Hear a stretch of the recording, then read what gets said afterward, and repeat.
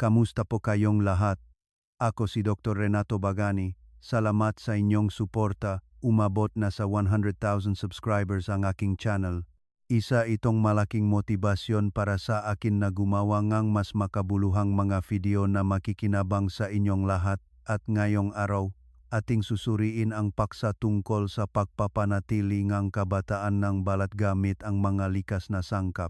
Hindi ba nitong mga nakaraang araw, habang nagsusuklay sa harap ng salamin, ay napapabuntong hininga tayo sa nakikitang lumalalim na kulubot at dumaraming dark spots.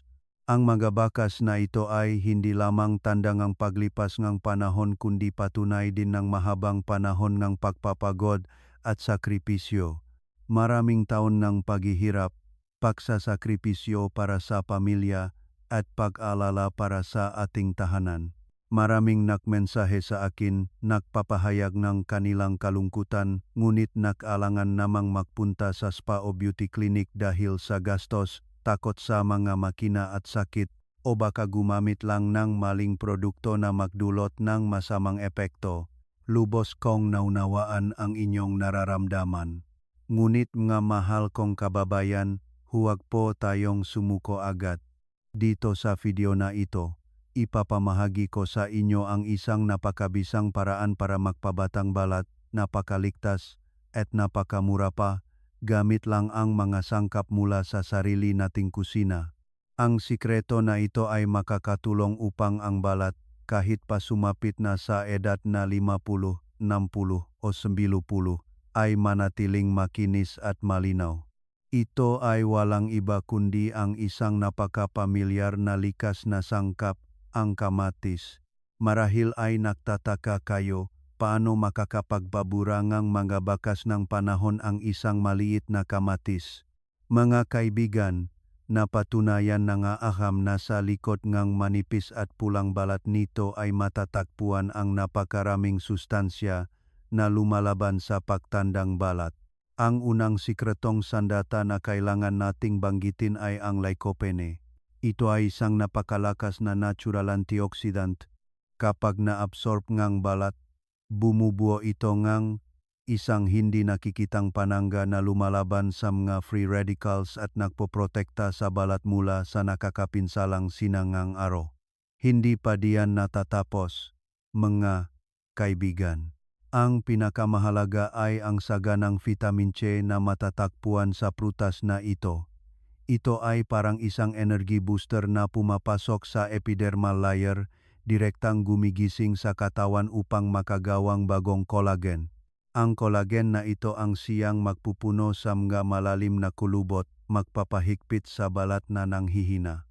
Kasabay nito, ang kahangahangang kombinasyon ng vitamin A at potassium sa kamatis ay tahimik na magpapabura sa melanin, ang pangunahing sanhi ng dark spots at melasma, at ibabalik sa inyo ang maliwanag, pantay ang kulay, at nagliliwanag na balat.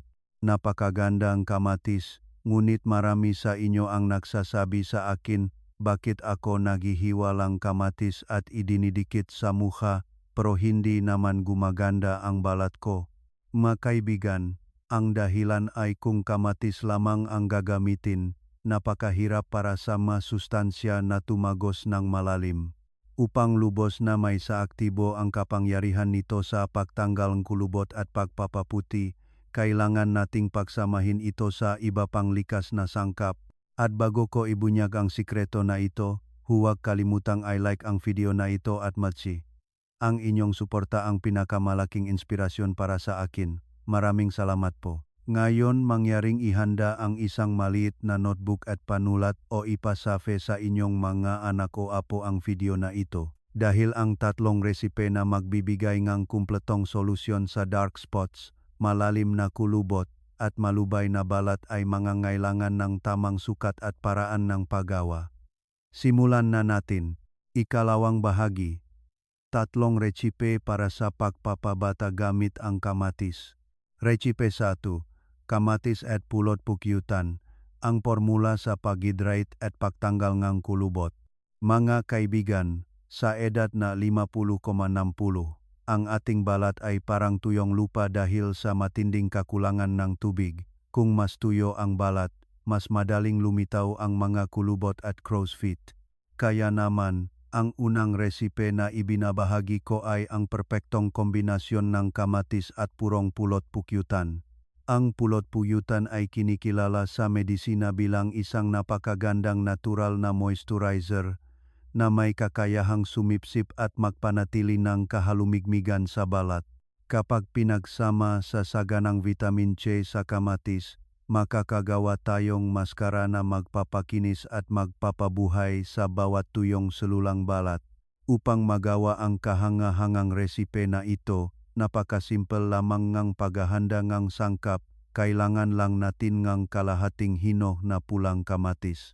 Tandaan na pumili ngang hinong na kamatis para sa pinakamahusay na sustansya laban sa paktanda, at 2 kutsaritang purong pulot pukyutan. Ngayon, simulan na nating gawin. Una, para maging pinakamalambot ang maskara kapag inilagay sa balat, ilagay ang inihandang kamatis sa mangkok ng kumukulong tubig. Blanch ito ng maisang minuto. Dahil sa init, madaling matatanggal ang manipis na balat sa labas. Balatan ang balat na ito at alisin ang lahat ng buto sa loop upang hindi magasgasan ang balat kapag nagmamasahe. Pagkatapos, durugin o i-blender ang laman ng kamatis hanggang maging napakapino at makinis.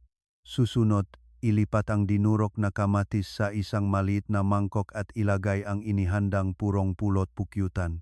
Gamit ang maliit na kutsara, dahan-dahang haluin ng pantay-pantay hanggang sa maghalo ng maigi ang 2 sangkap at maging bahagyang malapot at may matamis na natural na amoy. Bago maglagay ng maskara, tandaang hugasan ng mabuti ang mukha gamit ang maligamgam na tubig. Ang init ay makakatulong upang magbukas ang bawat pores, handang sumipsip ngang bawat patak ngang pinakadalisay na sustansya. Pagkatapos, gamit ang malinis na kamay, ipahit ng pantay-pantay ang pinahalong sangkap sa mukha. Sa puntong ito, maglaan ng 2 hanggang 3 minuto para magmasahe ng napakalumanay gamit ang mga dulo ng daliri. Tandaan na imasahe ng paikot mula sa baba papunta sa taas, mula sa gitna ang mukha patungo sa makabilang gilid ng tainga upang makatulong na mayangat ang balat at hindi malubay. Partikular, tandaan na imasahe ng mas maigi ang bahaging sulok ng mata, no, at makabilang sulok ng bibig, kung saan kadalasang iniiwan ng panahon ang pinakamalalim na kulubot. Panghuli, komportableng humiga at makrelax. Makinig sa malumanay na musika sa loop ng 15 hanggang 20 minuto, pagkatapos ay hugasan ng mabuti ang mukha gamit ang malamig na tubig upang sumara ang mapores. Sa sandaling ito, kapag pinupunasan ninyo ang kaunting tubig na naiwan sa mukha gamit ang malambot na tuwalya at dahan-dahang hinahawakan ang inyong pisngi, tiyak na magugulat kayo kung gaano kalambot, makinis, at mamasa-masa ang balat. Kung gagawin ito ng 2 beses sa isang linggo, ang mga maliliit na kulubot ay unti-unting mawawala ng kahanga-hanga. Mga kaibigan, kaya ang unang resipe ay nakatulong na sa atin na lutasin ang problema sa tuyong balat at kulubot.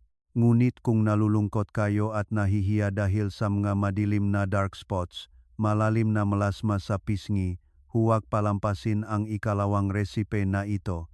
Ito ay tinaguriang eraser na nagpapaputi at nagpapalambot ng balat ng napakabisa. Recipe 2, Kamatis at Unsweetened Yogurt. Ang eraser na nagpapaputi ng dark spots at melasma. Mga kaibigan, sa ating edad, ang hormonal imbalance at ang epekto ng matagal na pagkakabilad sa araw ay nagiging sanhi upang lumabas ang melanin sa ibabaw ng balat, na nagiging sanhi ng dark spots. Upang ganap na malutas ang problemang ito, pagsasamahin natin ang kamatis at yogurt. Ang yogurt ay mayaman sa lactic acid, isang natural na AHA. Ang sustansya na ito ay napakahimala.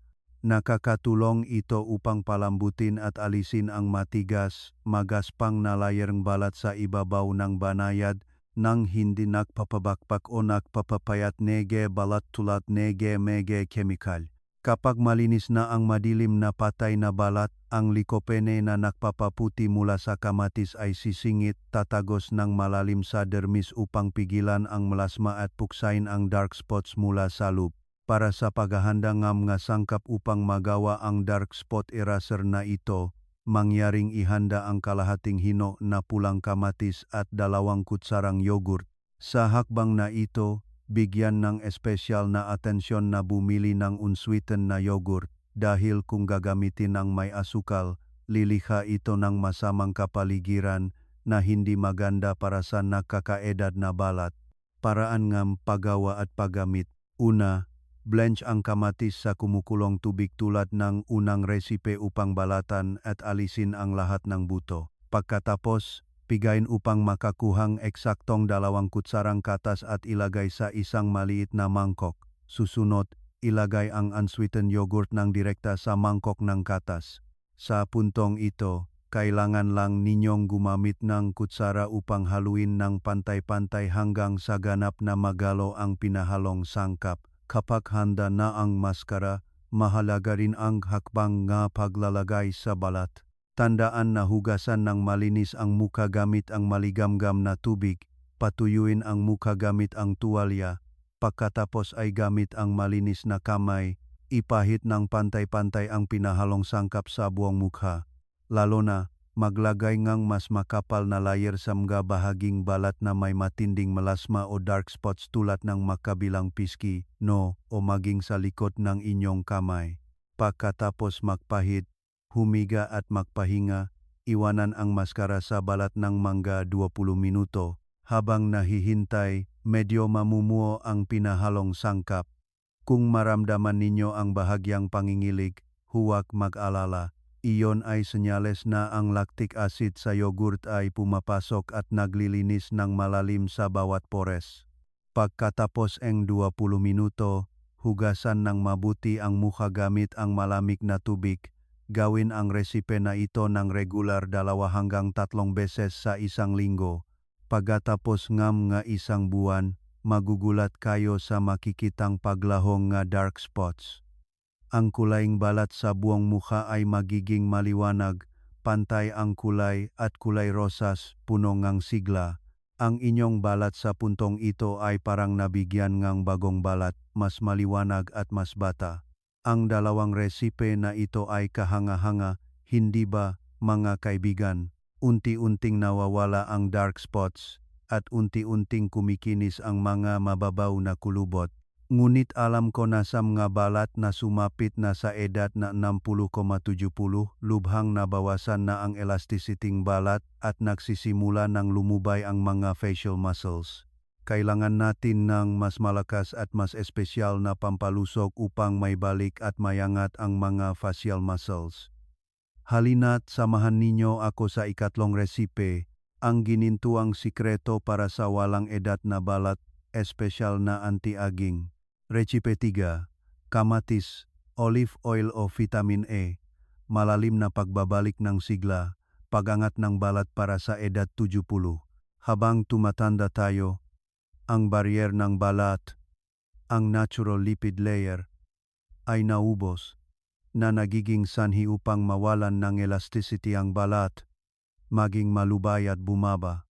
Sa puntong ito, lubhang kinakailangan ng balat ang dagdag na healthy fats, at ang kombinasyon ng kamatis at purong extra virgin olive oil o vitamin E capsule ang pinakamahusay na solusyon.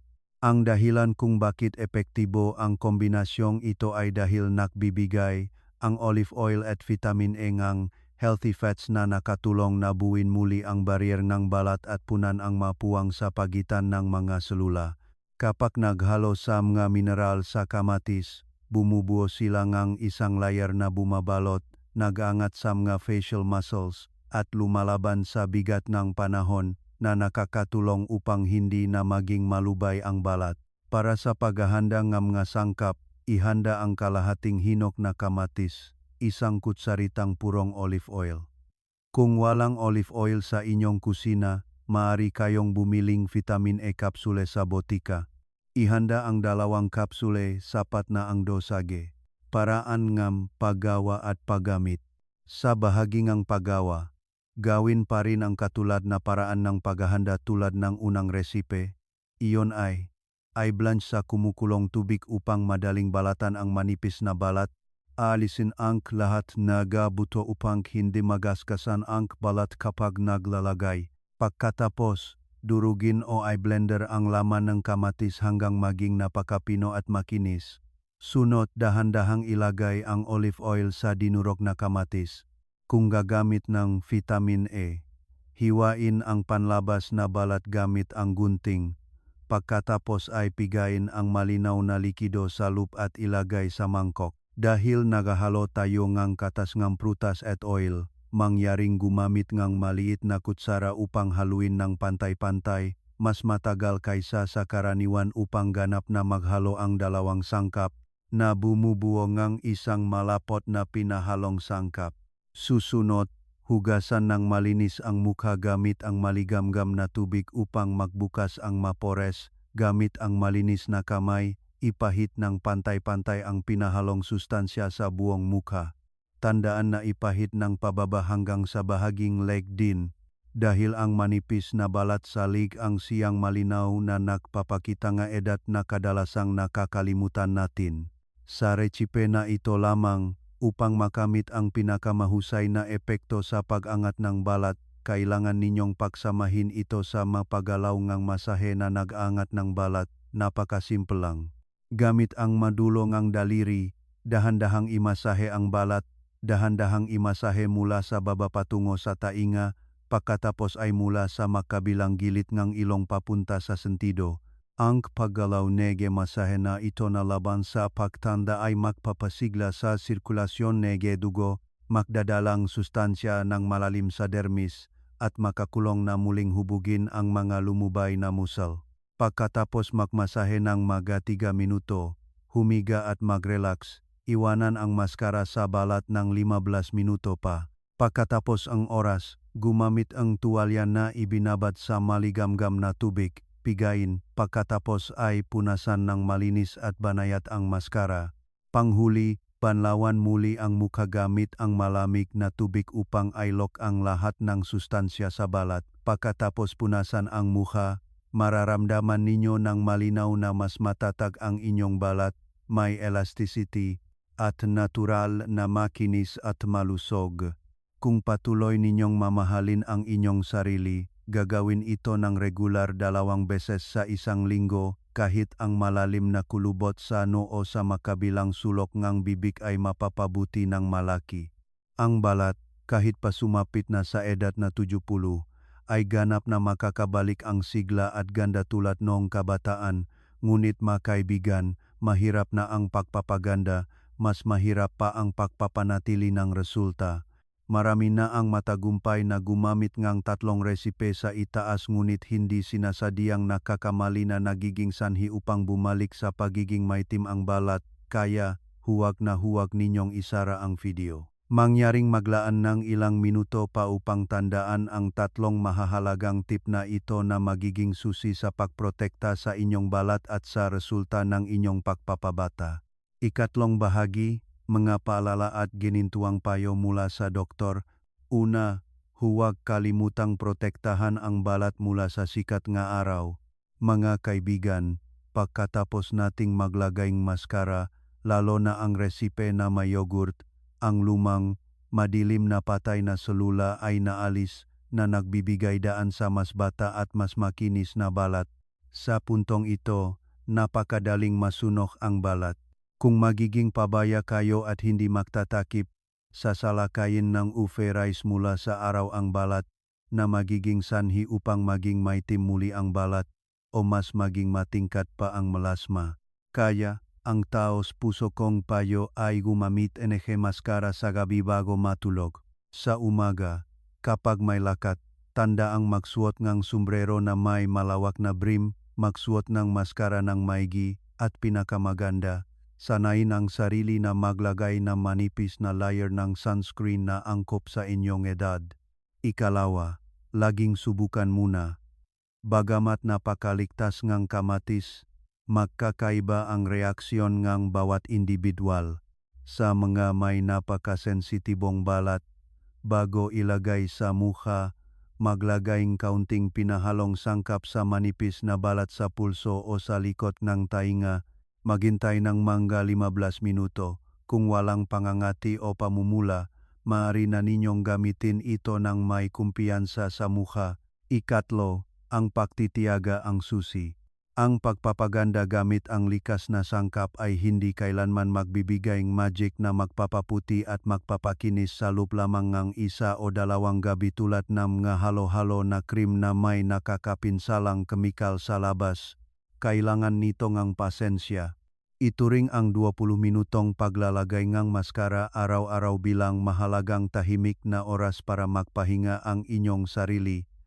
Mahalin at alagaan ang inyong sarili pagkatapos ng mahabang panahon ng pahihirap. Manatiling matiyaga sa paggawa nito ng regular sa loob ng 1 hanggang 2 buwan. Ang kahangahangang pagbabalik ng siglang balat ay tiyak na magpapangiti sa inyo sa tuwing titingin kayo sa salamin. Bukod dito, huwag ding kalimutang uminom ng sapat na tubig, kumain ng maraming gulay, sariwang prutas, at lalo na panatilihing laging positibo ang isip, bitawan ang lahat ng alalahanin at kalungkutan. Dahil sa huli, ang isang masayang ngiti, isang payapang kaluluwa ang pinakamahalagang cosmetic na makakatulong upang manatili kayong bata anuman ang paglipas ang panahon. Ang ganda na nakmumula sa kaibuturan ng kaluluwa, kasama ang banayad na pag-alaga mula sa kamatis sa kusina, ang pinaka-perpektong susi upang mapanatili ninyo ang inyong kabataan. Minamahal kong mga kababayan, kaya natapos na nating pag-usapan ang kumpletong sikreto sa pagtanggal ng kulubot at pagpapaputi ng dark spots sa bahay gamit lamang ang pamilyar na kamatis. Umasa ako na ang detalyado at taos-puso kong pagbabahagi sa video na ito ay magiging isang epektibong kasama na makatulong upang maibalik ninyo ang inyong kumpiyansa, kagandahan, at mas mahalin ang inyong sarili. Ang edad ay isang numero lamang. Ang tunay na ganda ay nangniningning mula sa kalusugan at tamang pag-alaga. Kung nahanap ninyong kapaki-pakinabang ang video na ito at matagumpay na nagawa, huwag mag-atubiling mag-iwan ng komento at ibahagi ang inyong kaligayahan sa akin sa ibaba. Ang inyong mga pagbabahagi ay isang napakahalagang espiritual na regalo para sa channel. Bago tapusin ang video, mangyaring bigyan ako ng isang like, pindutin ang button ng subscribe sa channel ng at lalo na iyon ang notification bell sa tabi nito. Sa ganoong paraan, sa tuwing maglalabas ng pinakabagong video ang channel tungkol sa mga sikreto sa malusog at magandang pamumuhay, kayo ang maunang makakatanggap. At mga kaibigan, mangyaring pindutin ang share button ng video na ito sa Facebook, Zalo upang ay padala sa inyong mga kaibigan at mahal sa buhay upang mapanood din nila at lahat tayo ay maging malusog at maganda sa pagtanda. Muli, ang aking pinakamalalim na pasasalamat sa inyo na naglaan ng mahalagang oras upang panurin ang video. Naway ang lahat ng mga ginang at ginong ay laging maging malusog, payapa ang pamilya, masaya, at laging manatili ang inyong ningning at kabataan. Paalam at hanggang sa muli nating pagkikita sa mga susunod na video.